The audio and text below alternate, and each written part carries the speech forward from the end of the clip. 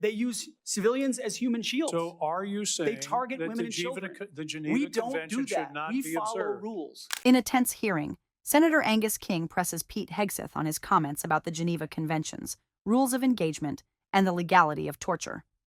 King seeks clarity on whether Hegseth believes international law should limit U.S. military operations, and raises concerns about how ambiguous rules could endanger American troops and allies.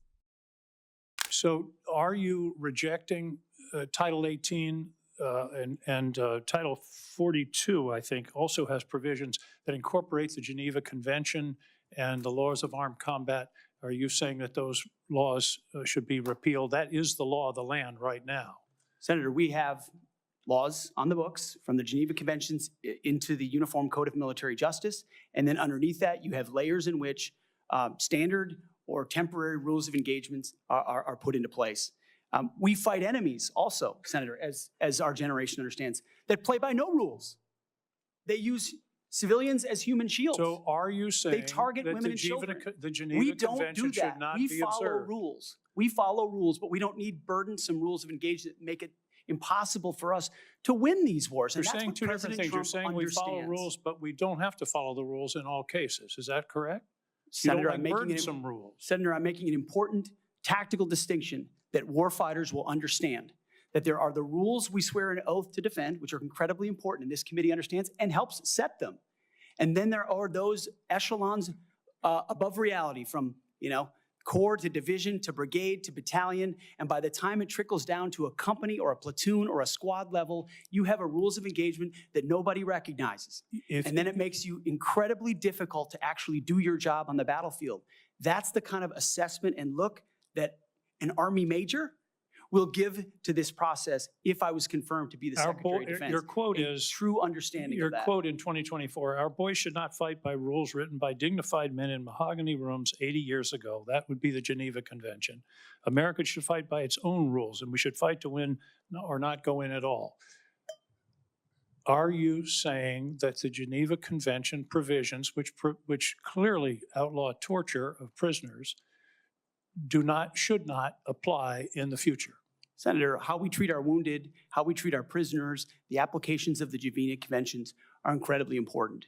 But we would all have to acknowledge that the way we fought our wars back when the Geneva Conventions were written are a lot different than the asymmetric, non-conventional environment of counterinsurgency that I confronted in Iraq and Afghanistan. I was the senior counterinsurgency instructor in Afghanistan. My job was to understand how the Taliban and Al-Qaeda operated so that NATO units coming in could be informed of what was happening. They knew our rules of engagement, and when they were more restrictive, they took advantage of them, and it put our men and women in a more dangerous and difficult place. And you believe For future wars we fight, we need to have someone atop the Pentagon, sir, who understands how those ripple effects Well, I just want impact to understand your position. Your position is torture's okay. Is that correct?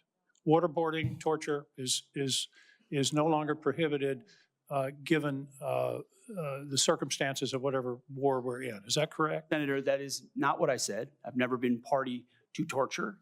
We are a country that fights by the rule of law, and our men and women always do. And yet we have too many people here in air-conditioned offices that like to point fingers at the guys in dark and dangerous places, the gals in helicopters in enemy territory who are doing things that people in Washington, D.C. would never dare to do, or send, in many cases.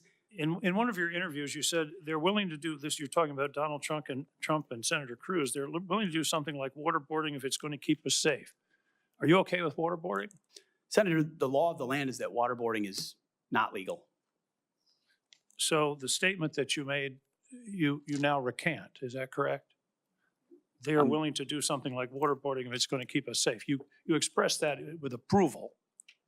Senator, I'm very familiar with that as a concept, having spent a year at Guantanamo Bay, Cuba, guarding 700 of those that attacked us on 9/11. I just want to be clear. Are we going to abide by the Geneva Convention and the prohibitions on torture, or are we not? Is it going to depend on the circumstances?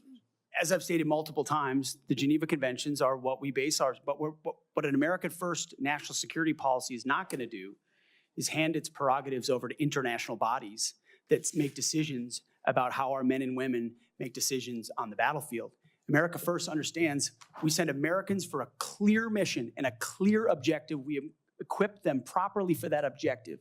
All right, We give I them have a- everything I they have a need, very few and then we stand behind them with the rules of engagement that allow them to fight decisively I to understand. defeat America's enemies, which is why we say I just have a quietly and few peacefully seconds in left, this Mr. conference Hegseth, room. if you could.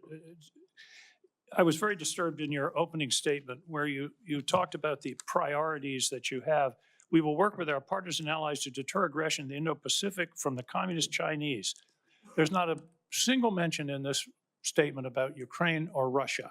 Is this code for we're going to abandon Ukraine? Senator, the president, that's a presidential level policy decision. He's made it very clear that he would like to see a end to that conflict. We know who the aggressor is. We know who the good guy is. We'd like to see it as advantageous for the Ukrainians as possible, Well, but that war needs to come You to talk an a lot about deterrence of China. I would submit that Xi Jinping is watching what we do very carefully. If we abandon Ukraine, that would be the strongest signal possible to Xi Jinping that he can take Taiwan without significant resistance from this country.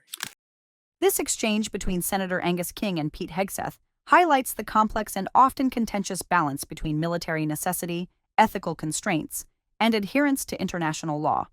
Senator King repeatedly presses Hegseth to clarify his position on the Geneva Conventions, the Uniform Code of Military Justice, and the legality of torture, emphasizing that these are not abstract academic questions.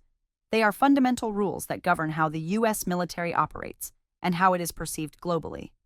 Hegseth attempts to distinguish between the strategic application of rules for frontline soldiers and the broader obligations imposed by international agreements, arguing that overly restrictive rules of engagement, ROE, can endanger troops by limiting their operational effectiveness. While this perspective reflects a focus on battlefield pragmatism, it raises serious concerns about accountability and consistency in the application of the law. Hegseth's comments, particularly regarding waterboarding and other enhanced interrogation techniques, are scrutinized by King to determine whether they imply conditional approval of practices that are prohibited under U.S. law and international treaties. Hegseth emphasizes that he has never engaged in torture personally, but his rhetoric about the permissibility of such methods under certain circumstances creates ambiguity that could undermine confidence in the military's adherence to legal and ethical norms. King further challenges Hegseth on the broader implications of his policy priorities, particularly the emphasis on the Indo-Pacific and China, while apparently omitting any substantive mention of Ukraine or Russia. This line of questioning raises alarms about potential U.S. disengagement from critical European security commitments, which could embolden adversaries and destabilize international alliances.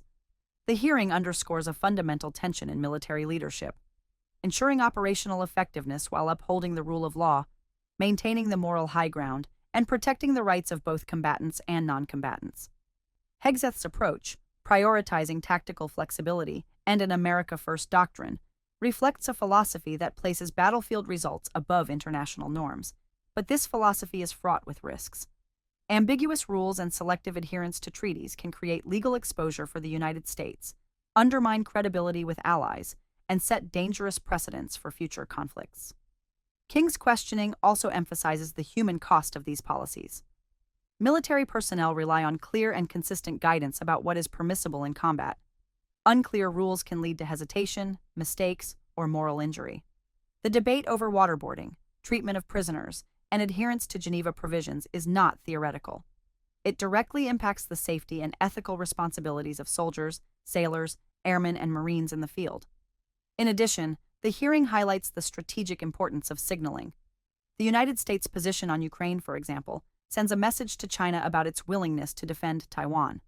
Ambiguity in policy, or prioritizing one theater while neglecting another, can embolden adversaries, creating unintended geopolitical consequences.